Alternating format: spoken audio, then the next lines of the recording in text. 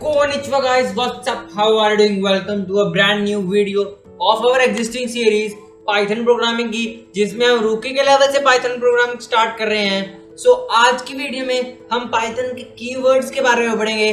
So let's dive into the video.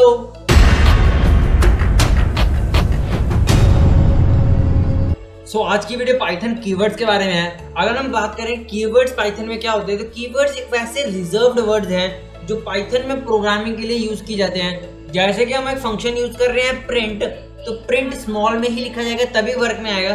तो print एक keyword है पाइथन में जिसे हम यूज करते हैं। प्रिंट जो कीवर्ड्स हैं वो वेरिएबल का नाम भी हो सकता है, फंक्शन नेम भी हो सकता है और ऐसा कोई अदर आइडेंटिफायर भी हो सकता है जो पाइथन ने खुद क्लासीफाई किया हुआ है। अब लिस्ट एक कीवर्ड्स की निकालने के लिए हम चले जाते हैं अपने पाइथन के प्रोग्राम में, या फिर मैं सिंपली अपना कमांड प्रॉम्प्ट खोल लेता हूँ। टर्मिनल में खोलने के बाद मैं अगर सिंपली यहाँ पे टाइप करूँ पाइथन, तो यहाँ पे मेरा पाइथन हो चुका है ओपन। अब पाइथन में ओपन करने के बाद मैं यहाँ से टाइप कर सकता हूँ इंपोर्ट कीवर्ड WRD। इंपोर्ट का हो गया मेरे से स्पेलिंग गलत, इंपोर्ट का स्पेलिंग ठीक करके लिखते हैं हम इंपोर्ट कीवर्ड।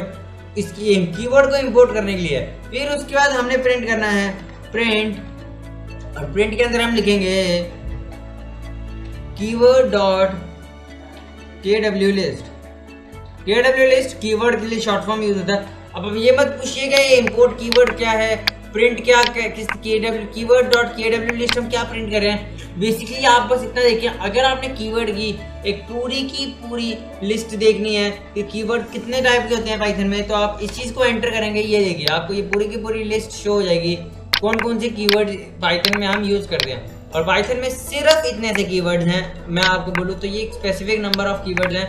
इसमें सारे देखिए इंपोर्ट भी एक कीवर्ड है जो हमने यहाँ पे यूज किया हुआ है। फिर जितने भी हम कीवर्ड यूज करेंगे सारे इसमें आ जाएंगे, return, while, try, with, elif, if, सारे कीवर्ड्स होते हैं। इन सब के बारे में एक एक करके पढ़ेंगे। हर एक कीवर्ड का मतलब क्या होता है। आपको अपनी स्क्रीन पे भी कीवर्ड्स की लिस्ट शो हो रही होगी जिसपे आप देख सकते हैं कि किस तरह से कीवर्ड्स होते हैं। बात करें false, none, true and as, assert, async, await, फिर break, class, continue, def, del, elif, else, except, finally, print, for, from, global, if, import, in, is, lambda, nonlocal, not, और, pass, raise, return, try, while, with या yield, ये सारे type के होते हैं। इन सब के बारे में हम एक एक करके डिटेल से पढ़ेंगे। तो सबसे पहले हम बात करते हैं जो सबसे पहले तीन डाटा टाइप्स आए हैं, फॉल्स, नन और ट्रू के बारे में। इससे पहले मैं अपना कर लेता हूँ कंप्यूटर प्रोजेक्ट ओपन, ताकि हम अच्छी तरह से इसमें काम कर पाएं। इसको करता हूँ मैं अपने कम्युनिटी एडिशन से ओपन। तब तक के लिए अगर आपने इस वीडियो को लाइक नहीं किया तो वीडियो को आप कर दीजिए लाइक।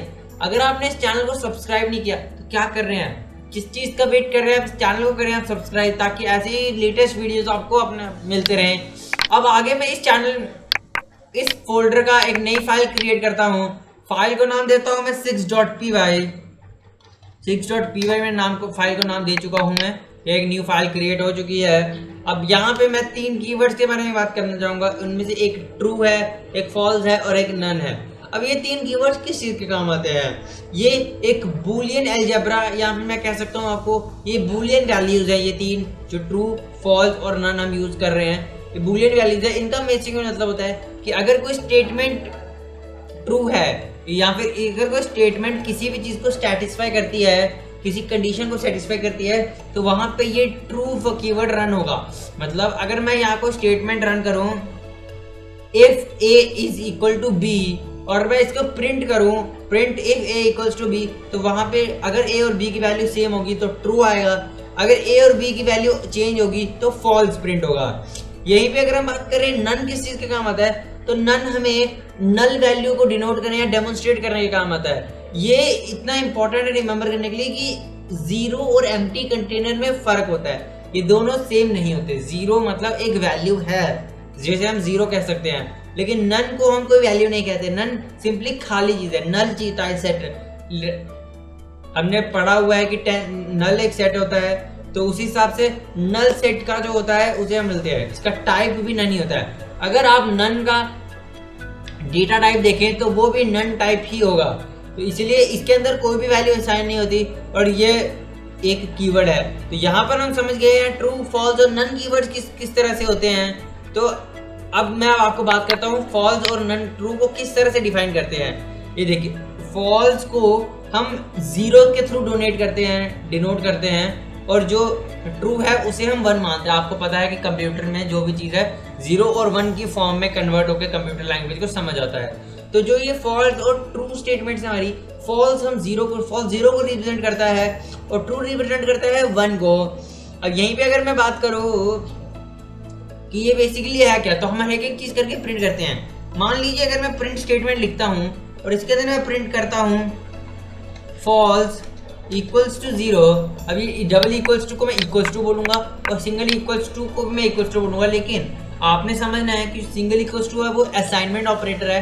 ऑपरेटर्स के बारे में जब हम बात करेंगे अपनी वीडियो में तब उसमें हम देखेंगे, इस सीरीज में एक वीडियो आएगी जिसमें हम सिर्फ ऑपरेटर्स के बारे में बात करेंगे, तब मैं आपको बताऊंगा कि असाइनमेंट ऑपरेटर हम उसे क्यों बोलते हैं। लेकिन तब तक के लिए आप सिंगल इक्वल्स टू होता है जिससे हम वेरिएबल्स को डेमोन्स्ट्रेट करते हैं, वो है हमारा असाइनमेंट ऑपरेटर। और जहाँ पे हमने कोई वैल्यू एक दूसरे के इक्वेट करनी हो तो वहाँ पे हम डबल इक्वल्स टू लगाते हैं। प्रिंट फॉल्स इक्वल्स टू 0 करके इसे मैं रन करूंगा तो यहाँ पे देखिए प्रिंट हो चुका है ट्रू। इसका मतलब फॉल्स की वैल्यू 0 है। और यहीं पे अगर मैं इसे करूँ, यहाँ पे रन करूँ फॉल्स की जगह ट्रू और 0 की जगह लिख दूँ मैं 1, तो इससे मैं कह सकता हूँ अगर यहाँ पे भी ट्रू रिटर्न, ये देखिए दूसरा भी ट्रू रिटर्न हुआ, इसका क्या मतलब हुआ कि जो ये वैल्यू है ट्रू को हम 1 से डिनोट करते हैं और फॉल्स को हम 0 से डिनोट करते हैं। अब इसके बारे में मैं बात करूँ कि ट्रू फॉल्स किस तरह से वर्क करता है, तो देखिए ट्रू को आप इस तरह से डिनोट कर सकते हैं। अब देखिए इसका काम इसे ऐसा होगा कि मान लीजिए देखिए ट्रू क्या कर रहा है 1 को डिनोट, तो अगर मैं यहाँ पे लिखूँ प्रिंट ट्रू प्लस ट्रू। अब देखिए ये कीवर्ड्स हैं, तो कीवर्ड्स में क्या है कि ट्रू का फर्स्ट लेटर कैपिटल और बाकी सारे स्मॉल, और इसको एज स्ट्रिंग को जैसे हम इन्वर्टेड कॉमास में डालते हैं तो हमें इसे इन्वर्टेड कॉमास में डालने की कोई जरूरत नहीं है। तो ये हमारे कीवर्ड की पहचान होती है कि जिस फॉर्म में उसमें दिया हुआ है हम उसी फॉर्म में लिखेंगे। अब यहाँ में मैंने प्रिंट किया ट्रू, तो ट्रू की वैल्यू होती है 1, तो यहाँ पे 1 + 1 + 1 यहाँ पे प्रिंट हो जाएगा 3। देखते हैं, हाँ देखिए यहाँ पे 3 प्रिंट हो चुका है। यहीं पे अगर मैं इसको एज इट इज स्टेटमेंट लूँ और यहाँ पे लिख दूँ मैं फॉल्स, फॉल्स, और थर्ड ट्रू को भी मैं कर दूँ फॉल्स। अब यहाँ पे प्रिंट होना चाहिए 1, देखते हैं 1 प्रिंट होता है नहीं, ये देखिए 1 यहाँ पे प्रिंट हो गया। तो ये थी वैल्यू 1 और इसकी वैल्यू थी 0, इससे हम प्रूफ कर सकते हैं। अब बात कर रहे हैं हम नन की वैल्यू, तो नन की वैल्यू कुछ भी नहीं होती, इसे हम 0 के इक्वल टू प्रूफ नहीं कर सकते। मैं आपको करके दिखा देता हूँ एक बार। अगर मैं यहाँ पे लिखूँ प्रिंट और यहाँ पे लिखूँ मैं none equals to 0, sorry none double equals to 0, क्या ये प्रिंट होगा? नन डबल इक्वल्स टू 0 मैंने लिख दिया यहाँ पे।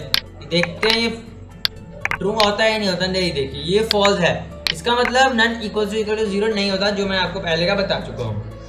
अब हम जाएं, अगर आपने अगले यहाँ पे आपको स्क्रीन पर दिख रहा होगा इमेज जिसमें हमारे सारा डाटा टाइप्स लिखे हैं, तो अगले डाटा टाइप्स हैं हमारे जिसमें हम बात करेंगे एंड, और, नॉट और इज। ये 4 डाटा टाइप के बारे में हम इसमें बात करेंगे। अब ये किस तरह से वर्क करते हैं? एंड डाटा टाइप क्या है? एंड डाटा टाइप बेसिकली एक लॉजिकल ऑपरेटर है। सॉरी, एंड डाटा टाइप क्या है? एंड एक लॉजिकल ऑपरेटर है जिसे हम पाइथन में इस्तेमाल करते हैं, जो किसी वैल्यू को रिटर्न करने का काम आता है कि फॉल्स या ट्रू। अब आपने पढ़ा होगा कि फॉल्स ट्रू फॉल्स किस तरह से वर्क करता है, तो मैं आपको एक टेबल के थ्रू समझाना चाहूँगा।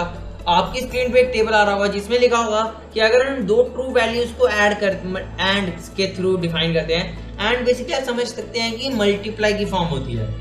ओके, मतलब टाइप ऑफ मल्टीप्लाई, इसको मल्टीप्लाई नहीं बोलते लेकिन टाइप ऑफ आप इसे कह सकते हैं कि मल्टीप्लाई होता है। लेकिन क्योंकि इसमें अगर ट्रू, देखिए 2 सेम वैल्यूज हम मल्टीप्लाई करेंगे तो आंसर ट्रू आएगा। अगर ट्रू और फॉल्स, अगर एक ट्रू और एक फॉल्स वैल्यू मल्टीप्लाई करेंगे तो फॉल्स आएगा। अगर फॉल्स और ट्रू हम मल्टीप्लाई करते हैं तब भी फॉल्स आएगा, और दोनों फॉल्स है तब तो फॉल्स आएगा ही आएगा। तो ये केस बेसिकली है कि जब दोनों स्टेटमेंट्स ट्रू होंगी तभी एंड स्टेटमेंट, एंड ऑपरेटर हमारा ट्रू स्टेटमेंट रिटर्न करेगा, नहीं तो हर बार हमारा फॉल्स रिटर्न करेगा। इसको मैं दिखा देता हूँ आपको एक ऑपरेटर से। अगर मैं रिटर्न करूँ यहाँ पे लिखता हूँ मैं प्रिंट, और यहाँ पे लिखता हूँ मैं ट्रू एंड ट्रू, इसे कर दूँ मैं रन। तो ये देखिए यह क्या प्रिंट हुआ, ट्रू। ट्रू और ट्रू प्रिंट हो चुका है हमारा ट्रू। ओके, तो अगर मैं यहीं पे रन करूँ इसे, true and false, false print करूँ और इसे मैं करूँ रन, तो ये देखिए ट्रू और फॉल्स आएगा, हमारा फॉल्स रन करेगा। और यहीं पे अगर मैं बाकी के दोनों भी आपको शो कर दूं, इस फॉल्स को हमें करना पड़ेगा ट्रू और यहाँ पे हमें करना पड़ेगा फॉल्स, और इन दोनों को हमें करना पड़ेगा फॉल्स। इन दोनों सब चारों स्टेटमेंट्स को अगर हम रन करें तो ये देखिए पहले में ट्रू रिटर्न हुआ, बाकी चारों में फॉल्स रिटर्न हुआ। इसका मतलब ट्रू वैल्यू तभी रिटर्न होगी जब हमारे दोनों इनपुट्स ट्रू होंगे। ये बेसिकली ये है कि दो इनपुट्स हम ऐड करते हैं। अब देखिए एंड स्टेटमेंट हम जनरली इंग्लिश में भी देखें तो अगर मैं बोलूँ कि he is talented and intelligent, इसका मतलब वो इंसान टैलेंटेड भी है और इंटेलिजेंट भी है। दोनों स्टेटमेंट्स उसके ऊपर फिट बैठते हैं, वो ट्रू स्टेटमेंट कहलाती हैं। इसीलिए मैं कह सकता हूँ कि जो एंड स्टेटमेंट में अगर दोनों वैल्यूज ट्रू होंगी तभी वो ट्रू रिटर्न करेगा, अगर उनमें एक भी वैल्यू फॉल्स है तो वो फॉल्स रिटर्न करेगा। यहीं पे अगर हम बात करें और डाटा टाइप की, वो भी सेम डाटा टाइप होता है, सॉरी लॉजिकल ऑपरेटर होता है। इसमें मैं आपको बताऊं कि वो किस तरह से वर्क करता है। अगर तो मैं इसे कर देता हूं कॉपी पेस्ट, और यहाँ पे सारे एंड की जगह हम कर देते हैं और। अब और का आपको चार्ट दिख रहा होगा, और के चार्ट पे बेसिकली ये है कि आप सिंपली अगर एक स्टेटमेंट भी ट्रू है तो वो ट्रू रिटर्न करेगा, अगर इन दोनों फॉल्स हैं तभी उसी केस में फॉल्स रिटर्न करेगा, नहीं तो अगर उन दोनों में से कोई एक स्टेटमेंट भी ट्रू आती है तो वो ट्रू रिटर्न कर देगा। ओके, इतना सा आपको समझ आ गया होगा। मैं आपको चारों चीजें रन करके दिखाता हूँ। इससे पहले मैं एक तरीके से प्रिंट करता हूँ ताकि आपको दिख जाए डिफरेंस दोनों के बीच का। अगर मैं इसे करूँ अब रन, तो ये देखिए डैश के बाद वाली स्टेटमेंट्स हमारी हैं। ये देखिए पहले तीनों केसेस जिनमें एक सिंगल वैल्यू भी ट्रू थी तो उसने ट्रू रिटर्न किया, फॉल्स उसने तभी रिटर्न किया और स्टेटमेंट ने जब दोनों वैल्यूज फॉल्स थे। फॉल्स इन द सेंस कि और स्टेटमेंट किस तरह से वर्क करती है। अगर मैं आपको इंग्लिश का एक जर्नल सेंटेंस बताऊं कि दिस बुक इज इंग्लिश और हिंदी, इसका मतलब या तो ये बुक इंग्लिश की है या हिंदी की है। इन दोनों में से कोई एक वैल्यू ट्रू है, तो अगर दोनों में से कोई एक वैल्यू भी ट्रू हो तब भी और हम ऑपरेटर हमारा ट्रू वैल्यू रिटर्न करेगा। इन दोनों में से बेसिकली कोई एक तो है ही है, और फॉल्स वो तब रिटर्न करेगा जब दोनों की दोनों वैल्यू फॉल्स होंगी। तो ये था हमारा लॉजिकल ऑपरेटर। और इसके बाद अगर हम बात करें अपने अगले ऑपरेटर की, तो वो हमारा आता है not operator. Not operator basically क्या है, एक लॉजिकल ऑपरेटर है जो स्टेटमेंट्स को रिवर्स करने के काम आता है। अगर मैं यहाँ पे स्टेटमेंट लिखता हूँ, आपको एक एग्जांपल के थ्रू समझाता हूँ मैं। अगर मैं यहाँ पे लिखता हूँ प्रिंट नॉट और इसके आगे मैं लिख देता हूँ ट्रू, तो ये देखिएगा कि ट्रू अंदर की वैल्यू ट्रू है और फिर नॉट का मतलब वैल्यू को कर देगा रिवर्स। अब देखिए प्रिंट ट्रू, इसको इसने रिटर्न कर दिया है फॉल्स। मैं आपको यहाँ पे एक शो करता हूँ, लाइंस डाल के शो करता हूँ ताकि आपको अच्छी तरह से समझ आए कि मैं किस चीज़ के बारे में बात कर रहा हूँ। अगर मैं नॉट डाल के ट्रू को रिटर्न करता हूँ तो ये देखिए यहाँ पे इसने रिटर्न कर दिया है फॉल्स। इसका मतलब कि जो ट्रू वैल्यू है उस नहीं है, वो नॉट मतलब रिवर्स कर देता है हमारे आउटपुट को। अब दो आते हैं हमारे और ऑपरेटर्स हैं, इन और इज ऑपरेटर। इन और इज क्या है कि वैल्यू को चेक करने के काम आते हैं। कीवर्ड जो वैल्यू चेक करती है कि कंटेनर के अंदर वो वैल्यू है या नहीं है। इसको मैं अगर एक एग्जांपल के थ्रू समझाऊं, मैं लिखता हूं प्रिंट और यहाँ पे अगर मैं लिखूं ए इन, यहाँ पे मैं लिख देता हूं टीचिंग, तो ये चेक करेगा कि क्या जो ये ए अल्फाबेट है ये इस टीचिंग में कहीं पे आ रहा है। अगर कहीं पे आ रहा होगा तो ये रिटर्न करेगा ट्रू। इससे पहले मैं आपको ये लाइन्स डाल देता हूँ ताकि अच्छी तरह से आप क्लासीफाई कर सको इन्हें। यहाँ पे मैं करूँ रन, तो ये देखिए इसने यहाँ पे किया है ट्रू रन। इसका मतलब ए टीचिंग के अंदर है। यहीं पे अगर मैं कोई ऐसा वर्ड डालूं जो इसके अंदर नहीं है, मान लीजिए मैं z डालता हूँ, इसे किया रन, ये देखिए इसने कर दिया यहाँ पे फॉल्स रिटर्न। इसका मतलब z इसमें नहीं है। तो इन स्टेटमेंट इस तरह से वर्क करती है। और उसके बाद हमारा लास्ट आता है इज ऑपरेटर। इज ऑपरेटर को कोई जो बात है बेसिकली यूज नहीं होता। इज ऑपरेटर बस आइडेंटिटी चेक करने के लिए होता है कि क्या वो आइडेंटिटी कंप्लीट कर रहा है या नहीं कर रहा। अगर मैं इसके अंदर आपको एक एग्जांपल के थ्रू समझाता हूं, अगर मैं लिखता हूं z इज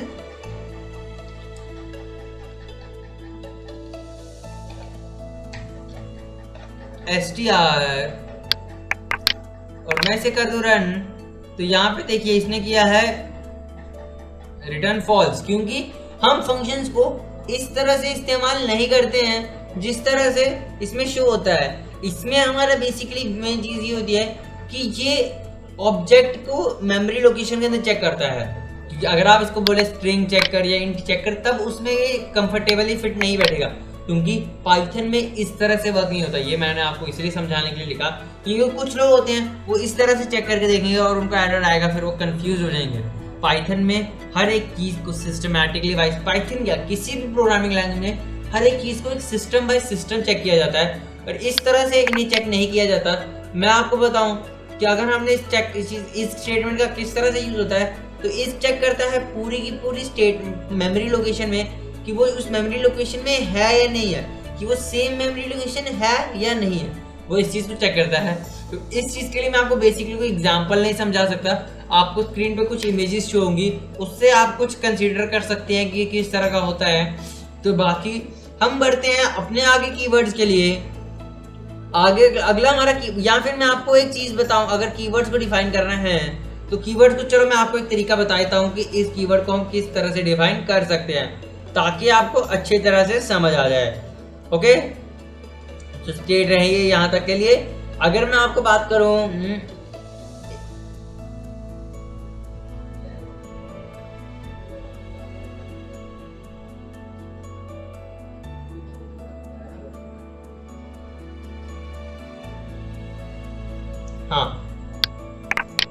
हाँ, तो अगर मैं बात करूं कि इस स्टेटमेंट को हम किस तरह से बेसिकली यूज कर सकते हैं, तो हमें दोनों टाइप, अगर हम मान लीजिए स्ट्रिंग डालते हैं और इस टाइप पे अगर मैं स्ट्रिंग डालता हूं, तब ये अच्छी तरह से डिफाइन कर पाएगा कि ये किस चीज पे डिफाइन कर रहा है। ये देखिए एडमिनिस्ट्रेटर,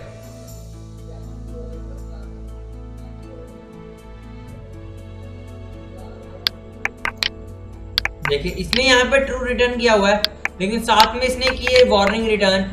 ट्रू रिटर्न करने का मतलब हमारी ये स्टेटमेंट तो सही है, वार्निंग इसने रिटर्न किया है कि इस जगह पे आप इसकी जगह पे डबल इक्वल्स टू यूज कर सकते हैं। तो यही मैं आपको बताना चाहता था कि हमेशा इक्वल्स टू को हम डबल इक्वल्स टू की जगह पे अगर हमने कोई कीवर्ड लगाना हो तो हम इस कीवर्ड का यूज कर सकते हैं। मान लीजिए यहाँ पे स्टेटमेंट थी false is double equals to 0, तो यहाँ पे अगर मैं फॉल्स इज 0 भी लिखता तब भी वो स्टेटमेंट क्वालिफाई हो जाती, क्योंकि ये दोनों सेम मेमोरी लोकेशन में सेव्ड हैं और सेम डाटा टाइप के साथ सेव्ड हैं।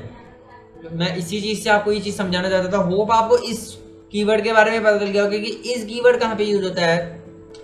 अब यहाँ पे बात आती है अगर आइट्रेशन की, तो आइट्रेशन की कीवर्ड्स होते हैं कुछ 4 टाइप के कीवर्ड्स होते हैं जो हम आगे फ्यूचर में डिस्कस करेंगे। वो कीवर्ड्स होते हैं हमारे फॉर, व्हाइल, ब्रेक या कंटिन्यू। ये 4 टाइप के कीवर्ड्स होते हैं, हम आपको इसके बारे में एक एक करके बात करेंगे।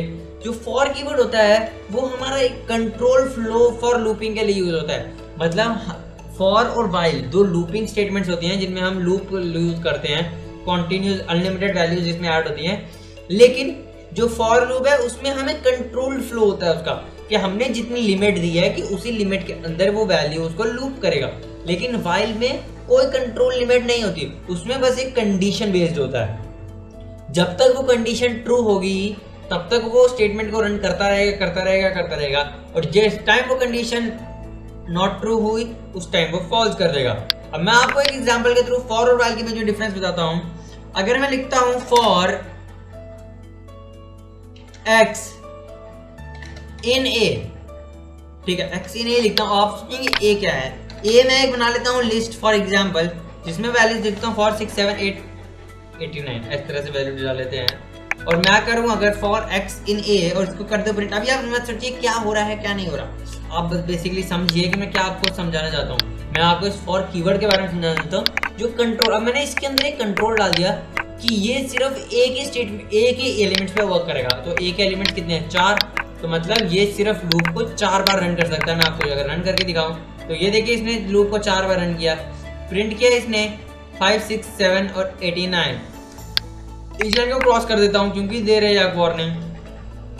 तो यहाँ पे फॉर लूप का आपको समझ आ गया होगा, कंट्रोल स्टेटमेंट है कि अगर मैंने ए की वैल्यू दे दी तो जब तक ए रन होगा तब तक ही ये वैल्यू रहेगी। अगर ए के अंदर मैं डबल मल्टीपल वैल्यू डाल देता हूँ, अगर ए के अंदर मैं एक और वैल्यू बढ़ा देता हूँ तो ये अपना लूप एक और बार बढ़ा लेगा। Simple as that. ये देखिए 89 के बाद 87 भी इसने प्रिंट कर दिया, तो जितनी बार लूप चलेगा उतनी बार ये प्रिंट कर देगा। अब मैं यहीं पे अगर आप बात करूँ वाइल लूप के बारे में, वाइल भी सिंपली अगर मैं लिख देता हूँ वाइल ए इक्वल्स टू 100 लिख दूं मैं, अगर मान लीजिए भाई डबल इक्वल्स टू आएगा, यहाँ पे ए डबल इक्वल्स टू 100 लिख दूं मैं, और यहाँ पे ए की वैल्यू सेट कर दूं मैं यहाँ पे ए इक्वल्स टू 5, और यहाँ पे मैं प्रिंट करूं प्रिंट ए। तो ये देखिए जब तक ए की वैल्यू 100 नहीं होती, मतलब ए की वैल्यू जब तक, सॉरी मैं यहाँ पे आपको कंडीशन थोड़ी सी गलत हो गई।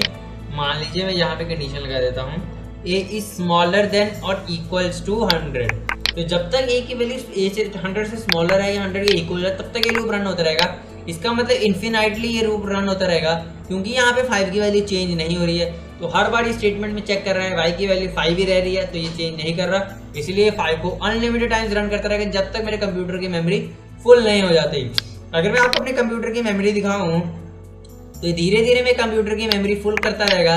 टास्क मैनेजर में जाके मैं आपको दिखाऊं परफॉर्मेंस में, तो ये देखिए पाईचार्म दे रहा है मेरा 100% सीपीयू का यूसेज, क्योंकि और ये सीपीयू का यूसेज देखिए बढ़ता जा रहा है, बढ़ता जा रहा है। क्यों बढ़ रहा है? क्योंकि ये बढ़ते जा रहा है। और रैम भी देखिए कंसिस्टेंटली इंक्रीज होती जा रही है मेरी रैम, क्योंकि ये जो पीसी है ये लेता रह रहा है इसको, और साथ साथ में ये जो वैल्यू है मेरी मेमोरी को भरता जा रहा है, भरता जा रहा है, भरता जा रहा है। मेरी सीपीयू की परफॉर्मेंस कभी लो हो रही है, कभी मेमोरी की फुल हो रही है। इस वजह से आप इसको देख सकते हैं कि ये किस तरह से इम्पैक्ट डालता है। ये तो अभी एक छोटा सा प्रोग्राम है, इसलिए ये इतना इम्पैक्ट नहीं डाल रहा। यहीं पे अगर कोई बड़ा आता है तो वो ज़्यादा बड़ा इम्पैक्ट डालेगा। अगर कोई बड़ा प्रोग्राम होता है तो ज़्यादा बड़ा इम्पैक्ट डालेगा, तो आपको उसमें अच्छी तरह से पता लगता है। अब आती है दो स्टेटमेंट्स, या फिर हम स्टेटमेंट्स नहीं कहते हैं, हम कीवर्ड्स कहते हैं, जो है ब्रेक और कंटिन्यू। अब ब्रेक और कंटिन्यू स्टेटमेंट्स किस तरह से वर्क करती है? जो ब्रेक है वो स्टेटमेंट करता है लूप को डायरेक्ट एंड कर देगा। मान लीजिए मैं प्रिंट ए करने के बाद कर दूं ब्रेक, ओके प्रिंट, सॉरी यहाँ पे आपको अच्छी तरह से समझ नहीं आएगा। अगर मैं यहाँ से करूँ प्रिंट ए करने के बाद कर दूं मैं ब्रेक फॉर लूप में, और मैं फिर इसे करूँ रन, सॉरी वाइल लूप को मुझे कट करना पड़ेगा, नहीं तो वो वाइल लूप आगे चलता रहेगा और मैं अच्छी तरह से समझा नहीं पाऊंगा। ये देखिए यहाँ पे इसने 5 प्रिंट किया और स्टेटमेंट हुई ब्रेक, जहाँ पे ब्रेक कीवर्ड यूज हो गया। उसके बाद हमारा जो लूप होगा, चाहे फॉर हो या वाइल हो, लूप उसी टाइम खत्म हो जाएगा। उसी टाइम जो लूप से स्टेटमेंट हमारी बाहर आ जाएगा, हमारा जो कर्सर होगा वो लूप से बाहर आ जाएगा जैसे ही हम ब्रेक कीवर्ड एंटर करते हैं। इस टेंशन मत लीजिए, इन सब के ऊपर मैं एक डिटेल्ड वीडियो होगी जिसके ऊपर हम इसके हर सब के ऊपर अच्छी तरह से डिस्कस करेंगे। अभी मैं कीवर्ड्स के बारे में आपको थोड़ा सा ओवरव्यू दे रहा हूँ, इसलिए मैं हर कीवर्ड को धीरे धीरे कवर कर रहा हूँ। ये तो थी ब्रेक की बात। यहीं पे अगर मैं आपको कंटिन्यू के बारे में बताऊं तो यहाँ पे करूँ मैं डी और ब्रेक की जगह मैं लिख दूँ कंटिन्यू। और कंटिन्यू क्या करता है कि सिंपली उस पार्ट के लूप को खत्म करके अगला लूप चला देगा। अगर मैं इसे करूँ रन तो ये देखिए, मैं आपको दिखाता हूँ किस तरह का एरर आया। यहाँ पे मान लीजिए मैं लिख दूँ इसे, एक बार मुझे समझने दीजिए किस तरह से वह करेगा। तो मैं इसे कर सकता हूँ, देखिए कंटिन्यू लिखूँ और उसके बाद लिखूँ मैं प्रिंट एक्स। इस तरह से मान लीजिए कोई स्टेटमेंट लिखी मैंने, 2 बार प्रिंट एक्स हो रहा है। और देखिए अब यहाँ पे इसने क्या किया, 5 प्रिंट किया, 6 प्रिंट किया, 7 प्रिंट किया, 89 प्रिंट किया और 87 प्रिंट किया। कंटिन्यू बेसिकली क्या करता है, उस पार्ट के कोड को हटा देता है। देखिए यहाँ से कंटिन्यू हुआ तो ये इस पार्ट का कोड रन नहीं होगा। कंटिन्यू को मैं आपको और बेसिकली अच्छी तरह से समझाऊं अगर, तो मैं लिखना चाहूंगा कि अगर मैं इसके अंदर एक इफ स्टेटमेंट डाल दूं फॉर लूप के अंदर, इफ ए इक्वल्स टू, या फिर एक्स के हम एक्स वेरिएबल है तो हम यहाँ पे एक्स लिखेंगे, if a x equals to 7 then continue, और उसके बाद कर दे हमारा प्रिंट एक्स। तो देखिए जैसे ही हमारी 7 वैल्यू एंटर होगी, ये देखिए इसने यहाँ पे 7 वैल्यू को प्रिंट नहीं किया, क्योंकि 7 और बाकी सारी वैल्यूज को प्रिंट किया। और यहीं पे अगर मैं इस 7 इक्वल्स टू को ब्रेक कर देता, यहीं पे अगर मैं ब्रेक स्टेटमेंट डालता और फिर मैं इसे करता रन, तो यहाँ पे देखिए सिर्फ 5 और 6 प्रिंट हुआ। जैसे ही 7 प्रिंट हुआ इसने लूप को डिलीट कर दिया पूरा। अब आप समझ गए होंगे ब्रेक और कंटिन्यू का क्या मतलब है। हो आपको वाइल, फॉर लूप और की ब्रेक और कंटिन्यू का आपको मतलब समझ आ गया होगा। यहीं पे अगर मैं बात करूँ कुछ कंडीशनल कीवर्ड्स की, जिसमें एफ, एल्स और एलिफ स्टेटमेंट्स आती हैं, इनके बारे में मैं आपको पिछली वीडियो में बता चुका हूँ, तो इसके ऊपर मैं टाइम वेस्ट ना करना चाहूँगा। बस आपको इतना सा बताऊंगा कि इफ, एल्स और एलिफ स्टेटमेंट कंडीशनल कीवर्ड्स होते हैं जिनसे हम कोई कंडीशन डाल सकते हैं। अगर आप उस इफ, एल्स और एलिफ के बारे में और जानना चाहते हैं, पिछली वीडियो में मैंने इसका एक ओवरव्यू दिया हुआ है, इसके ऊपर पूरा एक डेडिकेटेड वीडियो भी होगा जो फ्यूचर में हम देखेंगे। तब तक के लिए आप इस वीडियो को साथ बने रहें, इस सीरीज के साथ बने रहें।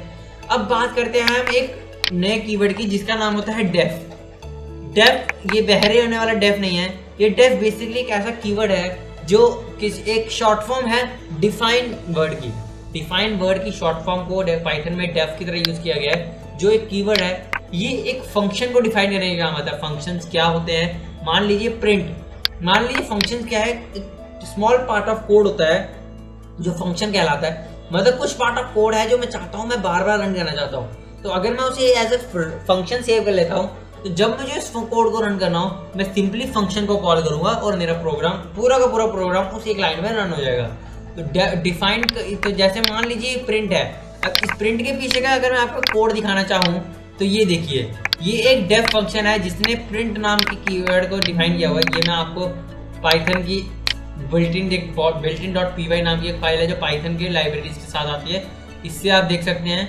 इसकी मैं आपको अगर फाइल लोकेशन दिखाना चाहूँ तो ये देखिए, मैं आपको दिखाऊँ अगर फाइल पाथ, तो ये देखिए आपको इसका पूरा फाइल पाथ पता चल जाएगा। सो आपको पूरा इसका फाइल पाथ यहाँ से दिख सकता है, या फिर मैं आपको एक मिनट दिखाता हूँ, पूरा का पूरा फाइल पाथ दिखाता हूँ ताकि आप अच्छी तरह से समझ पाएँ।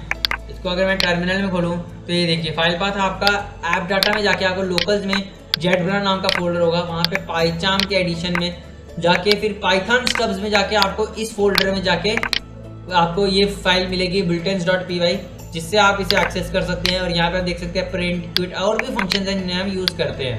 इन सारे फंक्शंस का काम जब होगा मैं आपको इनके बारे में तब बताऊँगा। फिलहाल के लिए देखिए ये पूरा का पूरा डेफ नाम का एक फंक्शन है जो चीज़ रन कर रहा है, और ये सारी चीज़ जैसे ही मैं प्रिंट फंक्शन उधर कॉल करता हूँ तो ये सारी स्टेटमेंट उधर रन होती हैं एज इट इज़, और फिर ये इस स्टेटमेंट को प्रिंट कर देता है।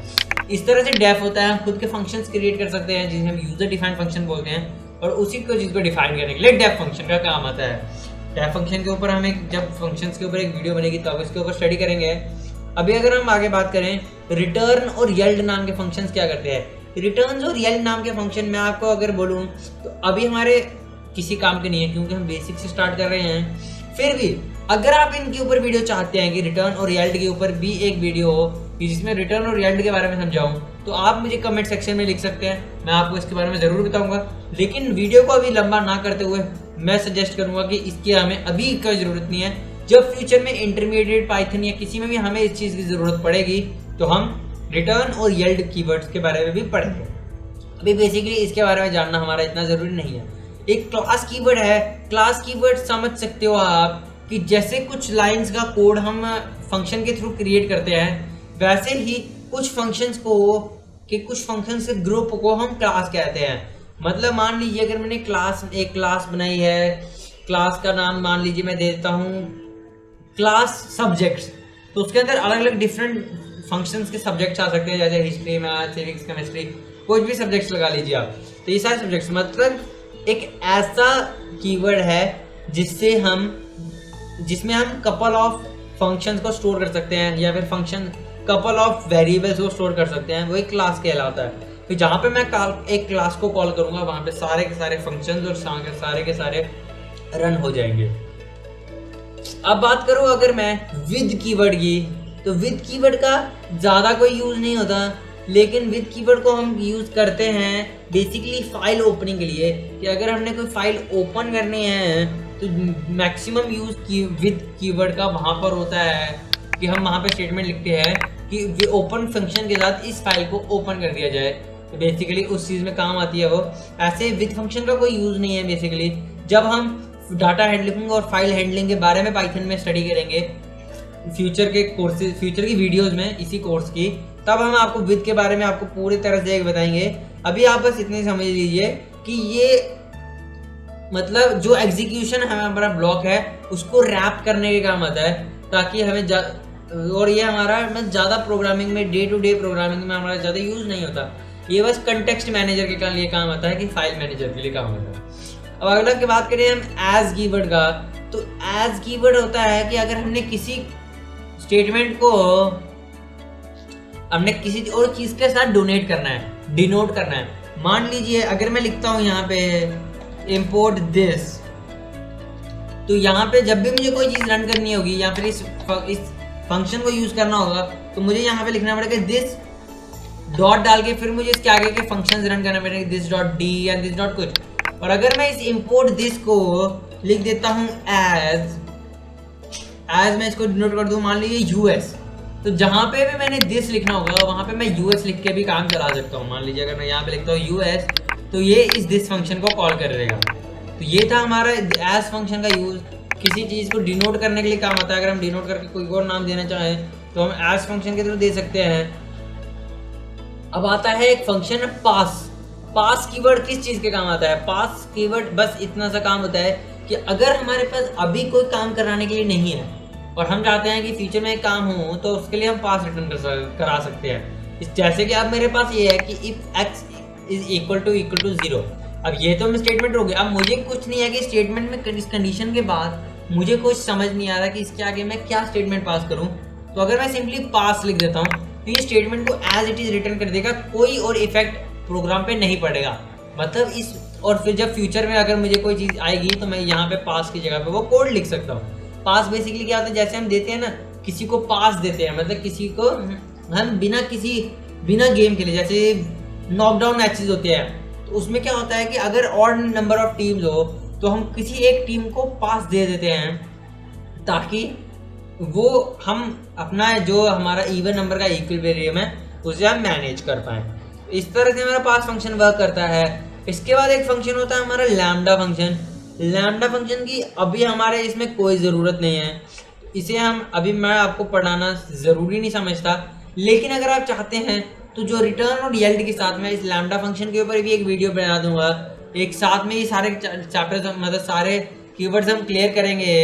अभी हम बेसिक से स्टार्ट कर रहे हैं, बेसिक में इसका कोई यूज़ नहीं है, इसलिए मैं आपको लैम्डा फंक्शन कराना सजेस्ट नहीं करता और ना ही चाहता हूँ कि आप इसके बारे में पढ़ें, क्योंकि अगर आप इसे पढ़ेंगे तो आप अभी कंफ्यूज हो जाएंगे। लेकिन धीरे धीरे जब इस सीरीज की 10 या 20 वीडियोस हो जाएंगी, उसके बाद जब आपको कॉन्सेप्ट पाइथन का क्लियर हो जाएगा कि पाइथन बेसिकली होता क्या है, तब आप इस लैम्डा फंक्शन को अच्छी तरह से समझ भी पाएंगे। अब बात करूँ अगर मैं इंपोर्ट और फ्रॉम फंक्शंस के काम भी होते हैं। इंपोर्ट फंक्शन से मैंने आपको बता दिया कि किसी भी मॉड्यूल को हमने इंपोर्ट करना हो कहीं और से तो हम इंपोर्ट फंक्शन का यूज करते हैं। और यही बात आ गई फ्रॉम फंक्शन का, तो अगर हमने किसी मॉड्यूल से कोई स्पेसिफिक फंक्शन को पास करना है तो हम फ्रॉम फंक्शन का यूज करते हैं। मान लीजिए अगर मैंने इंपोर्ट करी कोई भी, मान लीजिए मैं इंपोर्ट करता हूँ, मान लीजिए मैं इंपोर्ट करता हूँ इंपोर्ट मैथ एक मॉड्यूल होता है, इसे मैं इंपोर्ट करता हूँ। तो इंपोर्ट मैथ किया मैंने। अब मैं चाहता हूँ कि मैं मैथ को इंपोर्ट ना करूँ, लेकिन मैथ में से मैं एक स्पेसिफिक फंक्शन इंपोर्ट करना चाहता हूँ, तो मैं सिंपली टाइप करूँगा फ्रॉम मैथ इंपोर्ट, और इंपोर्ट के बाद मैं उस फंक्शन का नाम लिख सकता हूँ। फंक्शंस का नाम मैं कुछ भी लिख सकता हूँ, जैसे कि मुझे एक फंक्शन पता है किसी EIL नाम का एक फंक्शन होता है, तो मैं फ्रॉम मैथ इंपोर्ट सी लिख सकता हूँ। और जहाँ पे मैंने वो सील फंक्शन यूज़ करना होगा वहाँ पे ceil function as it is use कर सकता हूँ। वहाँ पे फिर मुझे मैथ डॉट सी लिखने की ज़रूरत नहीं है। तो फ्रॉम फंक्शन का इतना सा काम होता है, फ्रॉम कीवर्ड का इतना सा काम होता है। इसके ऊपर हम अभी बेसिकली डीप में ज़्यादा जाने नहीं जाएंगे। मॉड्यूल्स के ऊपर हम एक अच्छी तरह से एक और डेडिकेटेड वीडियो बनाएंगे जिसमें हम 3-4 डिफरेंट मॉड्यूल्स को टेस्ट करेंगे और किस तरह से वो वर्क करते हैं। डिफॉल्ट मॉड्यूल्स के बारे में भी हम जानेंगे। तब तक के लिए आप इतना सा जान लीजिए कि मैथ मतलब इंपोर्ट करने फ्रॉम और इंपोर्ट का ज़्यादा बेसिक यूज होता है। अब बात करें अगर हम कुछ मॉड्यूल्स हैं जैसे कि ट्राई, एक्सेप्ट, रेज, फाइनली और एसोर्ट, ये कुछ ऐसे मॉड्यूल्स हैं, कुछ ऐसे कीवर्ड्स हैं जो मैं इस वीडियो में कवर नहीं कर सकता, क्योंकि इन के ऊपर पूरी की पूरी एक डेडिकेटेड वीडियो होगी जिसमें सिर्फ इसी कॉन्सेप्ट के ऊपर हम बात करेंगे, क्योंकि ये एक बहुत वास्ट कॉन्सेप्ट है। तो अगर मैं इसमें आपको इसके बारे में ब्रीफ भी देना चाहूँ तब भी ये बहुत बड़ा कॉन्सेप्ट हो जाएगा और वीडियो बहुत ज़्यादा लंबी हो जाएगी। वीडियो को लंबी ना करते हुए इसके ऊपर मैं करता हूँ, अगर आप कमेंट्स में लिखते हैं तो क्या पता मैं इस ट्राई एक्सेप्ट की वीडियो, अगली ही वीडियो ट्राई एक्सेप्ट की दे दूँ। लेकिन अगर आपके कमेंट्स नहीं आते हैं तो फिर मैं इसको as a part of series, जब मुझे सही लगेगा कि सीरीज में इसको तब शो करना ज़रूरी है, तब मैं इसके ऊपर एक डेडिकेटेड वीडियो बनाऊंगा। Try except raise find layer assert pro, ये सारे फंक्शन कीवर्ड्स हो गए हमारे। अब आगे मैं बात करूँ और कीवर्ड्स के ऊपर, तो ये हमारे पास कीवर्ड्स होता है डेल। डेल बेसिकली एक रेफरेंस होता है डिलीट का, इसका कोई बेसिक मैक्सिमम यूज इसका है नहीं। ये बस क्या है कि वेरिएबल्स को डिलीट करने के काम आता है। यहाँ से मैं मान लीजिए इस सील फंक्शन को हटा देता हूँ, नहीं तो ये एक एरर देगा। मान लीजिए मैं एक स्टेटमेंट या वेरिएबल पास करता हूँ, मान लीजिए मैं लिखता हूँ var इक्वल्स टू 8। अब मैंने वेरिएबल तो पास कर दिया, फ्यूचर में मैं चाहूँ कि वेरिएबल को मैं डिलीट करना चाहता हूँ तो मैं सिंपली लिखूंगा डेल और ये वेरिएबल का नाम लिख दूंगा। तो ये क्या करेगा, यहाँ से var वेरिएबल को डिलीट कर देगा। अब अगर मैं यहाँ पे var लिखूँ प्रिंट var, तो यहाँ पे मुझे एक एरर शो होगा कि यहाँ पे var नाम का तो कोई वेरिएबल है ही नहीं। प्रिंट var किया मैंने इसे और मैंने इसे किया यहाँ पे रन, तो ये देखिए एरर आ गया, name error, name var is not defined, क्योंकि जब भी मैंने var को डिफाइन किया हुआ है लेकिन मैंने यहाँ पे डिलीट कर दिया है, इसलिए यहाँ पे वो प्रिंट नहीं कर सकता। ये था हमारा डेल कीवर्ड। इसके बाद आता है हमारा ग्लोबल और नॉन लोकल कीवर्ड। ये ग्लोबल और नॉन लोकल हम एक अगली वीडियो, इस सेशन का हमारा जो अगला वीडियो है वो होगा हमारा नेम स्पेसिस एंड स्कोप में। उसके ऊपर हम इस कीवर्ड्स के बारे में बात करेंगे कि ग्लोबल और नॉन लोकल क्या होते हैं। बेसिकली अगर मैं आपको समझाना चाहूँ, अगर कोई फंक्शन है, मान लीजिए एक काम होता है फंक्शंस के साथ, जब हम फंक्शंस के साथ काम करेंगे तब इनका वर्क काम आएगा कि डेफ मतलब ग्लोबल और नॉन लोकल का काम तब आएगा। बेसिकली अगर मैं आपको एक शॉर्ट में बताऊं कि अगर कोई भी हमारा आइडेंटिफायर कीवर्ड के अंदर है, या फिर सॉरी कहना चाहूँ मैं कि हमारा कोई भी जो हमारा आइडेंटिफायर है वो किसी फंक्शन के अंदर है, तो उसे हम लोकल की आइडेंटिफायर बोलेंगे। और वो एक सिंपली कीवर्ड के मतलब हमारे फंक्शन के बाहर है, मतलब यूजुअली प्रोग्राम में है, तो उसे हम ग्लोबल बोलेंगे। एग्जांपल के तौर पे अगर समझाऊं मैं, मान लीजिए मैं a इक्वल्स टू लिखता हूँ मैं राम, और यहाँ पे अभी आपको समझने की जरूरत नहीं है, मैं एक फंक्शन क्रिएट करता हूँ, फंक्शन का नाम है नेम।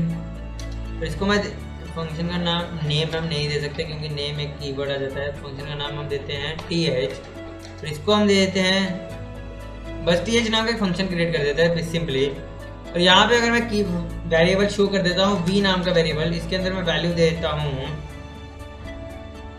v नाम के वेरिएबल के अंदर अगर मैं इसकी वैल्यू देता हूँ UTSAV उत्सव, तो यहाँ पे मतलब है कि v को मैं इसी फंक्शन के अंदर ही यूज कर सकता हूँ। अगर इस फंक्शन से बाहर निकलने के बाद मैं प्रिंट करूँ v, जो कि हमारा वेरिएबल नहीं है, तो इसे रन तो ये देखिए, अच्छा ये var तो पहले का एरर है, तो इस var को मुझे पहले हटाना पड़ेगा। फिर उसके बाद अगर, क्योंकि तब तक प्रोग्राम आगे रन नहीं होगा, तो ये देखिए प्रिंट v इसने रन नहीं किया, तो प्रिंट v के आगे देखिए एरर क्या आया है, प्रिंट v के आगे unresolved reference v input this name is not available, तो इसलिए इसने v को नहीं किया क्योंकि v क्या है इसके अंदर है। और यही स्टेटमेंट अगर मैं फंक्शन के अंदर लिखता हूँ तो यहीं पे वो स्टेटमेंट वैलिड हो जाती है और यहाँ पे मेरा प्रिंट v प्रिंट हो जाएगा। अब यहाँ पे v प्रिंट क्यों नहीं हुआ, क्योंकि मैंने फंक्शन को कॉल नहीं किया हुआ है। लेकिन आप देख सकते हैं यहाँ पे रेड लाइन अंडरलाइन नहीं आ रही, इसका मतलब फंक्शन सीधे से काम कर रहा है। और जो ये राम है इसका हम ग्लोबल वेरिएबल बोलते हैं, और जो ये v है इसे हम लोकल वेरिएबल बोलते हैं। यहाँ तक आपको समझ आ गया होगा। अब आगे अगर मैं बात करूँ कुछ, अब यहाँ पे हमारे देखिए कीवर्ड्स हो चुके हैं खत्म। यहाँ से मैं आपसे अलविदा लेता हूँ इस वीडियो के लिए। जो कीवर्ड्स हमने मिस किए हैं वो हम फ्यूचर के आने वाली वीडियोस में उन कीवर्ड्स को भी कवर करेंगे। नेम स्पेसिस और स्कोप के ऊपर हमारा एक अगला वीडियो होगा जिसमें हम ये लोकल और ग्लोबल वेरिएबल्स के बारे में बात करेंगे। तो सायोनारा गाइस, फिर मिलेंगे आपसे अगली वीडियो में।